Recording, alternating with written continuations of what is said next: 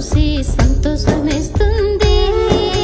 ప్రాణానికి తెగించి పోరాడుచు క్రీస్తు కొరకు హతసాక్షివైనావన్నా.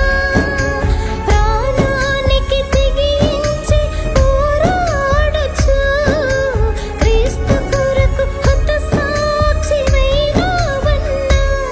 నీవు ధన్యుడవన్నా. దేవాలయ్యా నీలాంటి సేవకుడొకడు క్రీస్తు రాజ్యమును కట్టు ఓ సైనికుడు. దేవాలయ్యా నీలాంటి సేవకుడొకడు క్రీస్తు రాజ్యమును కట్టు ఓ సైనికుడు. అలాగని నేను తట్టుకోలేకపోతున్నానయ్యా ఈ బాధను. తెచ్చుకుంటూ ఉండలేనయ్యా ఈ గాథను.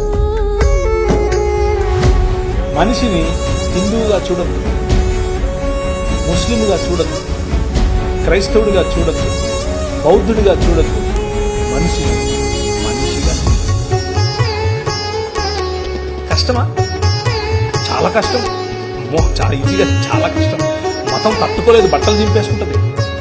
నిజంగానే అంటే ప్రభువైన యేసుక్రీస్తుని చంపింది ఎవరు అంటే మతమే కాదా? ఆమె పిలాతు చేతులు కడిగేసుకుని నాకెందుకు రా బాబు, నాకు లే చంపండి అని అన్నాడు. మతం నిజమైన మనిషిని చూస్తే బట్టలు చింపేసుకుంటాడు. ప్రధాన యాజకుడు అన్నాడు, యూదుల రాజుకు క్రీస్తు. ఏమి నువ్వు అన్నావు?